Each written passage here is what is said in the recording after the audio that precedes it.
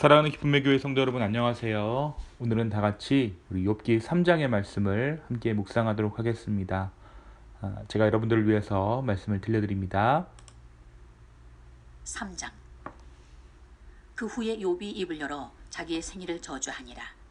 욥이 입을 열어 이르되, 내가 난 날이 멸망하였더라면, 사내 아이를 베었다 하던 그 밤도 그러하였더라면, 그 날이 캄캄하였더라면, 하나님이 위에서 돌아보지 않으셨더라면, 빛도 그날을 비추지 않았더라면, 어둠과 죽음의 그늘이 그 날을 자기의 것이라 주장하였더라면, 구름이 그 위에 덮였더라면, 흑암이 그날을 덮었더라면, 그 밤이 캄캄한 어둠에 잡혔더라면, 해의 날수와 달의 수에 들지 않았더라면, 그 밤에 자식을 베지 못하였더라면, 그 밤에 즐거운 소리가 나지 않았더라면, 나를 저주하는 자들, 곧 리오야단을 격동시키기에 익숙한 자들이 그 밤을 저주하였더라면, 그 밤에 새벽별들이 어두웠더라면, 그 밤이 광명을 발할지라도 얻지 못하며 동틈을 보지 못하였더라면 좋았을 것을.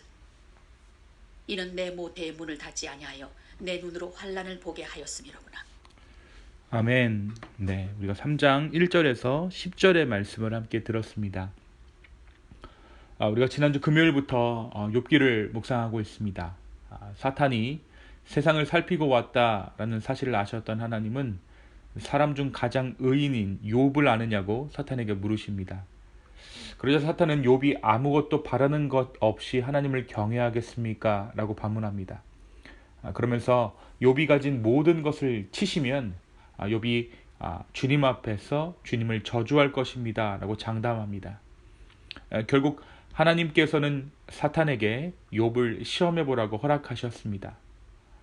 어느 날 욥은 갑자기 하늘에서 불이 내려오고 스바 사람, 갈대아 사람의 기습 침략으로 수많은 종과 가축대가 하루아침에 몰살당하는 시련을 당하게 됩니다.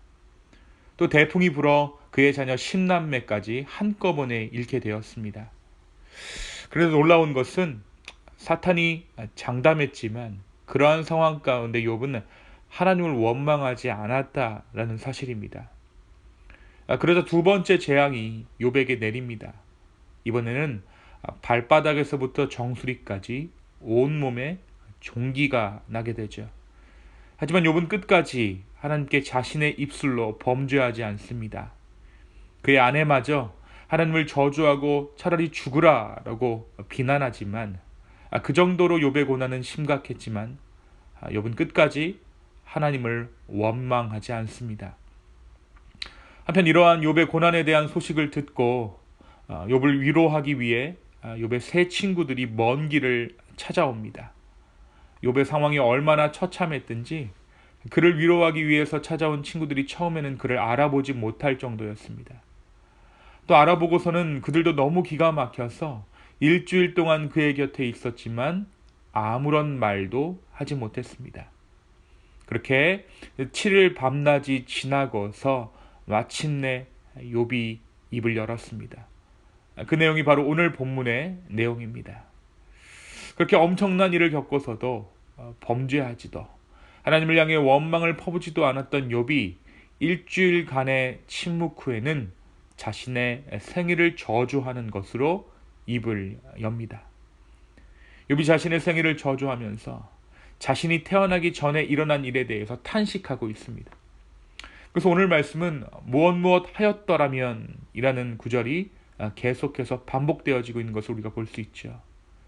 내가 태어나던 날이 차라리 사라져버렸더라면, 그 밤이 아예 날수와 달수에 들지 않았더라면, 그 밤이 아무도 잉태하지 못하는 밤이었더라면, 그 밤에는 새벽별들도 빛을 잃어서 동트는 것을 볼 수 없었더라면 좋았을 것을.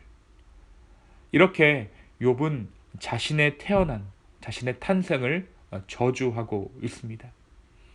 이렇게 자신의 생일을 저주하면서 20절에서 26절의 말씀 가운데에는 자신의 현재의 모습을 묘사하면서 하나님 앞에 자신의 상황을 고합니다.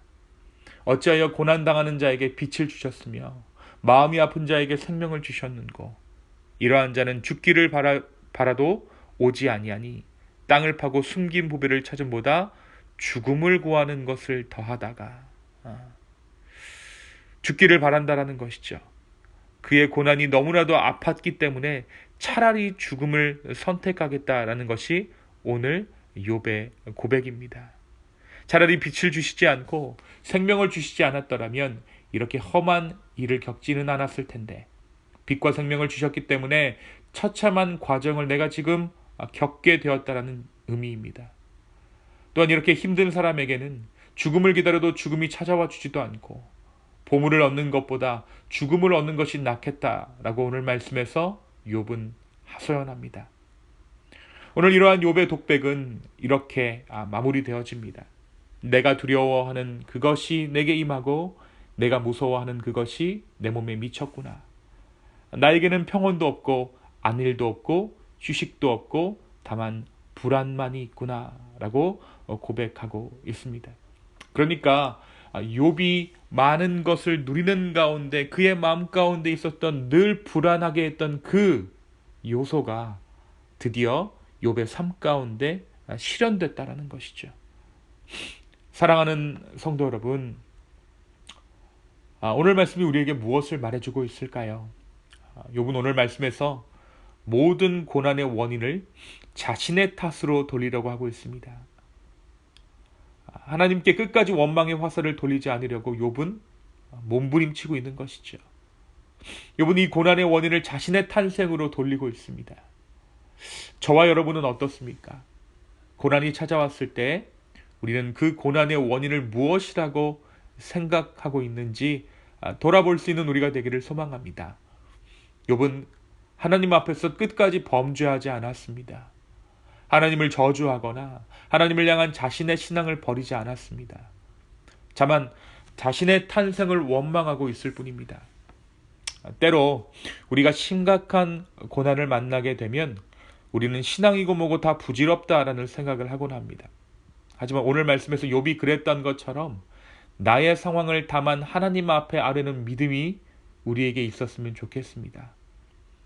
흔히들 까닭 없는 고난은 없다라고 말하지만 때때로 우리의 삶에는 까닭 없는 고난이 닥쳐올 때가 있습니다. 나중에 돌아보면 그 까닭에 대해서 우리가 알 수 있겠지만 당장에는 그 까닭으로 알 수 없는 고난들이 우리의 삶 가운데 닥쳐올 때가 있어요. 그런데 욥기 1장에서 하늘의 회의, 하늘의 상황을 묘사하는 것은 하나님의 허락 없이는 우리의 삶 가운데 어떠한 고난도 찾아올 수 없다라는 것입니다. 다시 말하면 우리에게 찾아온 고난은 하나님께서 허락하셨기에 찾아왔다라는 것이죠. 고난이 찾아왔을 때 오히려 주를 바라볼 수 있는 저와 여러분 되기를 소망합니다. 물론 쉽지 않습니다. 그러나 고난 가운데 주님을 발견하는 그러한 은혜가, 그러한 믿음이 우리 기쁨의 교회 그리고 이 말씀을 듣고 있는 성도분들의 삶 가운데 있기를 예수님의 이름으로 축원합니다. 또한 오늘 말씀 이해할 수 없는 하나님에 대해서 이야기합니다. 욥은 하나님을 이해할 수 없었습니다.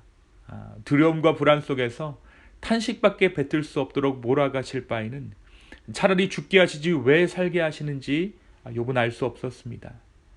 하지만 이렇게 낯선 하나님을 만나는 경험은 하나님을 더 깊이 알아가는 첫걸음입니다. 앞으로 욥은 고통의 시간도 살게 하시는 하나님을 만나게 될 것입니다. 그동안 욥은 어떠한 하나님을 경험했습니까? 욥은 풍요 가운데 베푸시는 하나님을 만났고 그리고 그 하나님을 찬양했습니다. 이제 욥이 만나는 하나님은 고난 가운데 계시는 하나님, 또한 이제 회복시키시고 다시금 세우시는 하나님을 찬양하게 될 것입니다. 고난을 품고 있는 축복, 그것이 바로 욥이 경험하게 되는 하나님이고 욥이 경험하게 되는 삶의 이치인 것이죠. 고난은 전혀 다른 하나님을 우리에게 보게 합니다. 욥이 오늘 고백했던 자신의 탄생에 대한 후회, 내가 태어난 날이 차라리 사라져버렸더라면, 그 밤이 아예 날수와 달수에 들지 않았더라면, 그 밤이 아무도 잉태하지 못하는 밤이었더라면, 이렇게 말하는 이후에는 거꾸로 말하면 한치의 오차도 없이 모든 것이 맞아떨어져 자신이 탄생하게 되었다는 것을 의미하는 것임을 욥이 깨닫게 된다라는 것이죠. 사랑하는 성도 여러분, 우리에게 찾아오는 고난을 통해 낯선 하나님을 마주할 수 있는 저와 여러분 되기를 소망합니다. 하나님을 이해할 수 없을 때가 온다면 하나님을 아는 지식이 더 깊어져야 할 때가 된 것입니다. 우리가 그 하나님을 만날 때 우리가 신앙생활하지만 애써 묻어놨던 그 모순 덩어리의 그 신앙의 모습, 모순 덩어리의 어떻게 보면 하나님의 모습이 우리의 삶 가운데 설명되기 시작할 것입니다. 그리고 하나님을 모르는 자들, 하나님을 이해할 수 없기에 하나님을 믿을 수 없다라고 말하는 자들에게 하나님을 전할 수 있는, 예수 그리스도의 복음을 전할 수 있는 그 믿음의 내공이 생기게 될 줄로 믿습니다. 오늘 이 욥기의 말씀을 통해 다시 한번 주님께서 주신 고난까지도 감사하며 낯선 하나님 마주하는 것을 정말 두려워하거나 떨지 아니하고 온전히 주님을 맞닥뜨리는 저와 여러분 되기를 예수님의 이름으로 축원합니다. 이 시간 함께 기도하시겠습니다. 주님, 차마 내 삶 가운데 고난이 있었으면 좋겠습니다 라고 말할 수 없습니다. 최대한 우리의 삶 가운데 고난을 피하고 싶습니다. 그 고난을 없이 우리가 세상 살기를 소망합니다. 그러나 주님, 그 고난을 피할 수 없는 고난이라면 그 고난을 통해 우리가 하나님을 더욱더 발견하는 우리의 모습 되게 하여 주십시오. 주님, 믿음을 끝까지 버리지 않는 욥의 모습을 통해 우리에게 그만한 믿음이 있는가 다시 한번 돌아봅니다. 주여, 우리의 삶 가운데 믿음 허락하여 주시고 주님의 신실함을 우리 가운데 허락하여 주시옵소서. 감사합니다. 이 모든 말씀 살아계셔서 역사하시는 예수님의 이름으로 기도하였습니다. 아멘.